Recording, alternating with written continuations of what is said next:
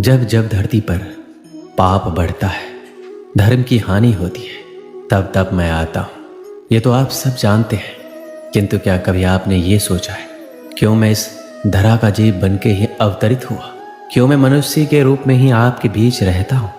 आज बताता हूँ। संसार में पाप और पुण्य संतुलन में चलते हैं, किंतु जब पाप सीमा से आगे बढ़ जाता है, मुझे यहाँ आना ही होता है। कारण ये है कि आप मुझे भुला देते हैं। चौंकिए मत, मैं आप में ही बसता हूँ।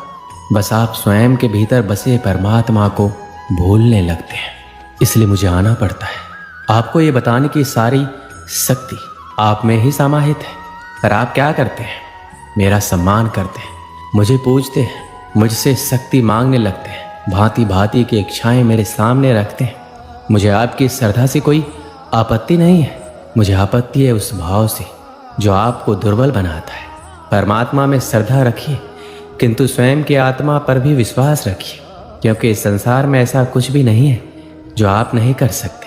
हर नर में नारायण बसते हैं, हर नारी में लक्ष्मी। तो पहचानिए अपने भीतर के नारायण को और बदल दीजिए इस समय के इस चक्र को। मुझे प्रसन्नता होगी मेरे अवतार लेने का वास्तविक प्रयोजन आपको समझ आया तो शंका त्याग कर शंकर बन जाइए, अन्यथा कंकड़ के समान रहना होगा। एक बार सच्चे दिल से बोलिए राधे राधे। श्री कृष्ण कहते हैं, कभी आपने सोचा है इस संसार में हम सबसे अधिक किससे जुड़े हैं? अब कोई कहेगा माता पिता, कोई कहेगा मित्र, कोई कहेगा पत्नी, तो कोई कहेगा संतान। नहीं, यदि इस संसार में हम किसी से जुड़े हैं तो वो है समय। समय ही हमारा भूत है, समय ही हमारा वर्तमान है और समय ही हमारा भविष्य है। और हम क्या करते हैं? सबसे अधिक जुड़े समय को, सबसे बहुमूल्य संपत्ति को हम नष्ट कर देते हैं। कोई भविष्य के ऊंचे सपनों को बुनता है, कोई बीते कल को कोसता है, किंतु तनिक सोचिए, बीता का लाभ के सोच विचार करने से बदलने नहीं वाला। और भविष्य के विषय में सोच विचार करके यदि आप अपना वर्तमान नष्ट कर देते तो आपका भविष्य भी बीते कल की ही भांति होगा। इसलिए आज के विषय में सोचिए, उसे उत्तम बनाइए। आपका भूतकाल और आपका भविष्य अपने आप उत्तम हो जाएगा। श्री कृष्ण कहते हैं, मनुष्य का स्वभाव है कमाना, संग्रह करना, फिर चाहे वो धन हो, नाते हो, संबंध हो या प्रसन्नता। परंतु क्या आपने कभी सोचा है नियति ने ये संग्रह करने की प्रकृति मनुष्य में क्यों डाली? एक बीज से पौधा पनपता है, उसके भोजन से फल संग्रहित होता है। क्यों? इसलिए ताकि वृक्ष उसे स्वयं खा सके? नहीं, बल्कि इसलिए ताकि वो भूखे जीवों में बांट सके। अब आप पूछेंगे इसमें वृक्ष का क्या लाभ? लाभ है, क्योंकि जो बांटता है वो मिटता नहीं। जो फल ये जीव खाते हैं वो उसके बीजों को वातावरण में बिखेर देते हैं, जिससे जन्म लेते हैं नए वृक्ष। उसकी जाति, उसका गुण, उसकी मिठास समर हो जाती है। इसलिए याद रखिए, अमीर होने के लिए एक एक क्षण संग्रह करना पड़ता है, किंतु अमीर बनने के लिए एक एक कण बांटना पड़ता है। श्री कृष्ण कहते हैं, संसार में सबसे बड़ी शक्ति क्या है? अब आप में से कुछ कहेंगे शस्त्र की, कोई कहेगा बुद्धि की, तो कोई कहेगा बल, किंतु ये सब अधूरे हैं। संसार में सबसे बड़ी शक्ति है मित्रता। यदि सच्ची मित्रता प्राप्त हो जाए तो वही सबसे बड़ा धन है। जब आप कठिनाइयों में होंगे तो मित्रता शस्त्र बनकर सहायता करेगी। मार्ग भटक जाओगे तो मित्रता शास्त्र बनकर आपका राह दिखाएगी। षड्यंत्र में फंस जाओगे तो बुद्धि बनकर बाहर निकालेगी। अकेले हो जाओगे तो ममता बनकर साथ निभाएगी। तो यदि इस संसार में कुछ कमाना है तो धन नहीं, मित्रता कमाओ। स्मरण रखिएगा, यदि इस संसार में मित्रता बनाना आपकी सबसे बड़ी दुर्बलता है तो आप इस संसार के सबसे शक्तिशाली प्राणी हैं। श्री कृष्ण कहते हैं, जब से मनुष्य जाति का अस्तित्व बना है तभी से युद्ध भी अस्तित्व में आया। युद्ध जो कभी धन का द्वंद्व बन के सामने आता है तो कभी सुरक्षा का हथियार बनकर, कभी विजय की भूख के लिए तो कभी पराजय टालने के लिए। किंतु वास्तविकता तो ये है, यदि आपको आगे बढ़ना है तो बाधाओं से युद्ध तो करना होगा, परंतु युद्ध के लिए सज्ज रहना इतना महत्वपूर्ण नहीं जितना महत्वपूर्ण है ये समझना कि युद्ध को टाला कब जा सकता है। क्योंकि सबसे सफल युद्ध वही होता है जो कभी लड़ा ही ना चाहे। आप युद्ध में विजय प्राप्त करके स्वयं का मान तो बढ़ा लोगे, किंतु अपना बल खो दोगे।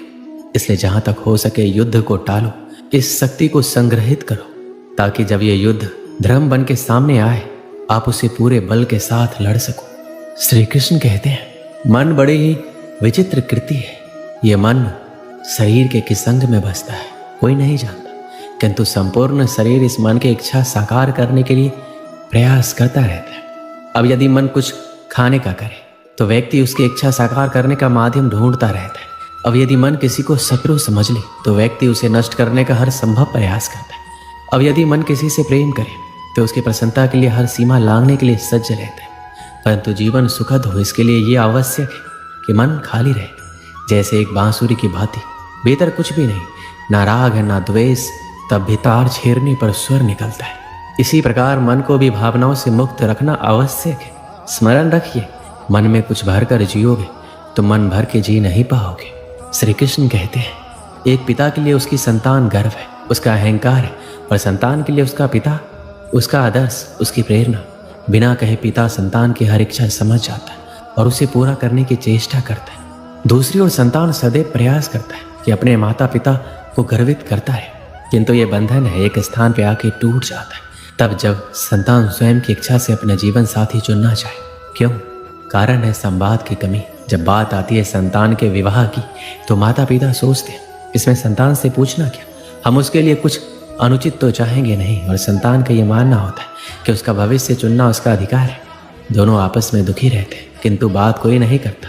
होना ये चाहिए कि माता पिता को स्नेह के साथ संतान की इच्छा समझ लेनी चाहिए और संतान को उसी विश्वास के साथ माता पिता को विश्वास में ले लेना चाहिए। एक बार संवाद करके देखिए, वर्तमान और भविष्य दोनों ठीक हो जाएंगे। श्री कृष्ण कहते हैं, हम में ऐसा कोई नहीं होगा जिसने वृक्षों को नहीं देखा हो, वृक्षों पर पक्षियों को ना देखा होगा, इनके घोंसलों को ना देखा होगा, इन पक्षियों को अपने छोटे छोटे बच्चों को भोजन कराते ना देखा होगा। ये संसार का सबसे ममत्व वाला दृश्य होता है। चिड़ियाँ दूर से अपनी चोंच में दाना भर कर लाती, असक्षम संतान की चोंच में डालती, स्वयं भूखी रहती, निस्वार्थ निश्चलता और संतान के पंख निकलते तो उसे उड़ना सिखाती है और उसके पश्चात उसे स्वतंत्र कर देती है अपना जीवन जीने के लिए। इस आकाश में उड़ान भरने के लिए हम मनुष्य क्या करते हैं? जिस संतान को हम पंछी की भांति पालते हैं उसके पंख निकलती है, हम उसे बांध देते हैं ये सोच के कि कहीं वो दूर उड़कर ना चला जाए। ऐसा नहीं है। इस स्थिति में माता पिता को संतान से प्रेम नहीं है, अवश्य है, किंतु इसमें प्रेम पर मोह भारी पड़ जाता है जो स्वयं अपने और संतान के बीच में बाधा बन जाता है। हम ये भूल जाते हैं कि हम केवल जन्मदाता है, भाग्य विधाता नहीं, और जब प्रेम मोह में आ जाए तो वो प्रेम नहीं स्वार्थ बन जाता है। इसलिए प्रेम को पास रखिए और मोह को दूर, क्योंकि जिससे प्रेम करते हैं उसका विकास नहीं रोका करते। बरसात के दिन आने वाले थे। चिड़िया का एक जोड़ा घोंसला बनाने के लिए पेड़ तलाश कर रहा था। उड़ते उड़ते वह जोड़ा एक नदी के किनारे पहुंचा।